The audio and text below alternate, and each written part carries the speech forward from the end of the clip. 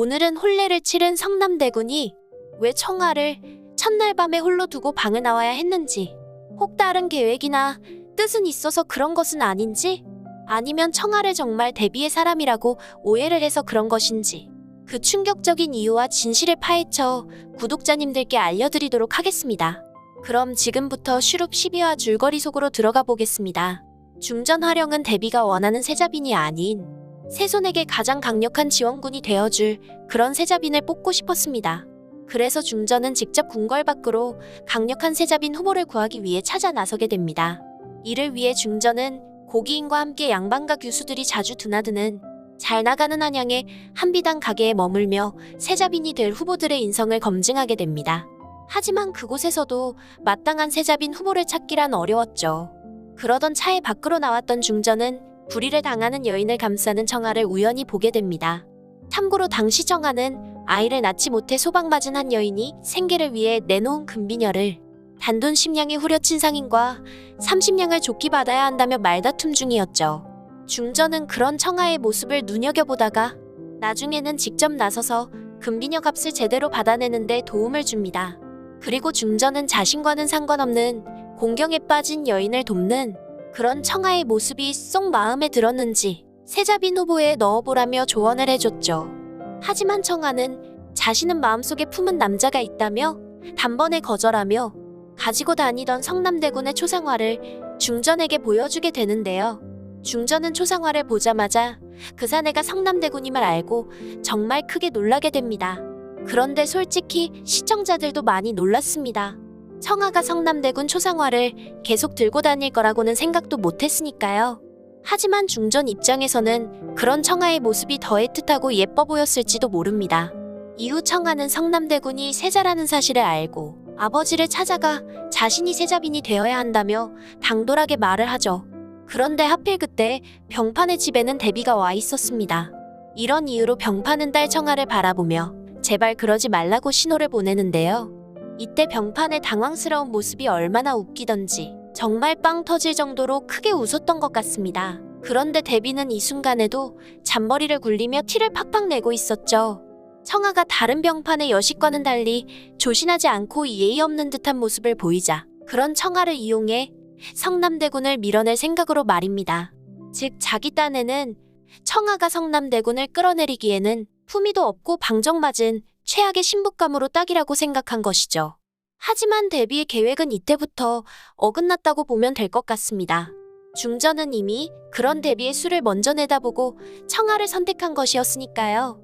한편 청아는 대비에게 세자빈이 되고 싶다 말했고 대비의 사람이 되는 조건으로 삼간택 후보에 들게 됩니다.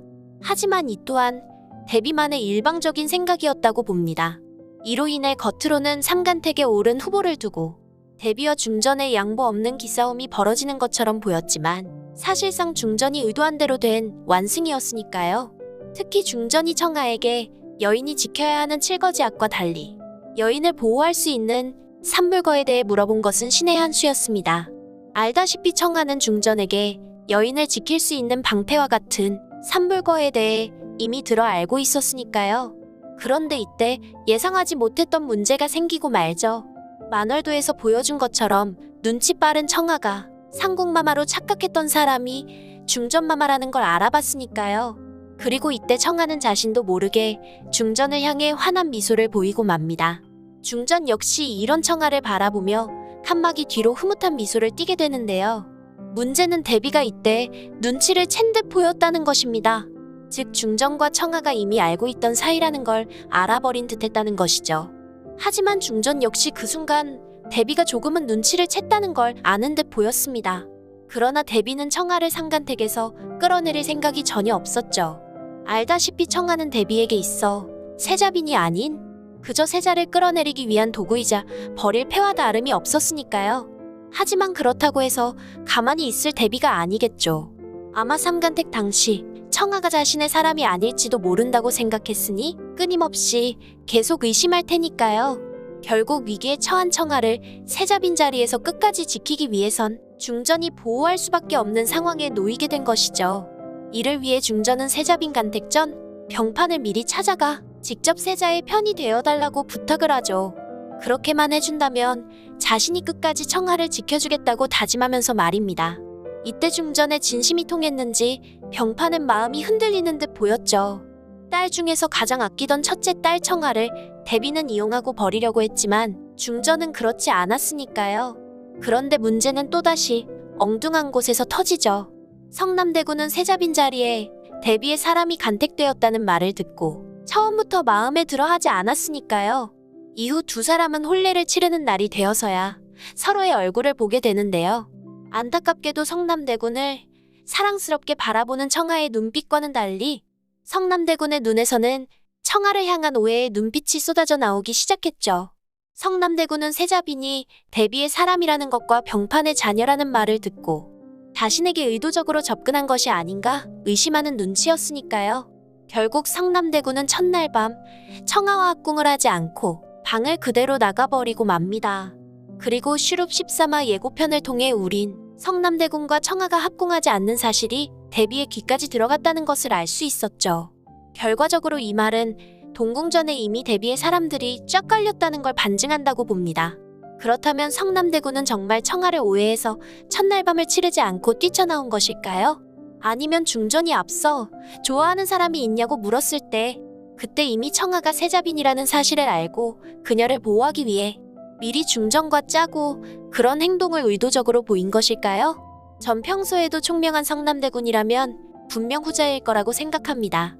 즉 청아를 위해서 대비의 의심을 피하기 위해서 그런 행동을 일부러 했을 가능성이 크다는 것이죠. 중전 역시 이 사실을 청아에게 먼저 알려주었을 가능성이 큽니다. 만약 청아가 모르고 당한다면 분명 큰 상처를 받을 테니까요. 이 때문에 중전은 누군가가 들을지도 모를 말이 아닌 서찰로 청아에게 전해줬을 가능성이 큽니다. 즉 지난 12화에서 중전이 청아에게 궁중예법을 속성으로 습득할 수 있는 요약 서찰을 줄 때 그 사이에 성남대군의 마음을 전하는 편지를 함께 줬을 가능성이 크다는 것이죠. 이를 통해 청아는 성남대군과 첫날 밤을 치르지 않을 것이라는 걸 미리 알게 된 것이고요. 하지만 모든 걸 알면서도 그토록 기다렸던 난군이었기에 청아는 아마 마음이 아팠을 것입니다. 하지만 청아는 대비의 눈과 귀를 속이기 위해 성남대군을 위해 놀란 듯 연기를 했을지도 모릅니다. 만약 그게 아니라면 뛰쳐나가는 성남대군의 모습을 보며 알면서도 정말 놀랐을 수도 있고요. 아무튼 우리 청아는 그 어떤 어려움이 닥쳐도 성남대군 옆을 끝까지 지키며 씩씩하게 잘 버텨낼 거라고 봅니다. 알다시피 청아에게는 대비보다 강한 중전이라는 든든한 아군이 존재하니까요. 오늘 준비한 내용은 여기까지입니다. 많은 의견과 댓글 남겨주시길 바라며 구독과 좋아요 꼭꼭 부탁드립니다. 시청해주셔서 감사합니다.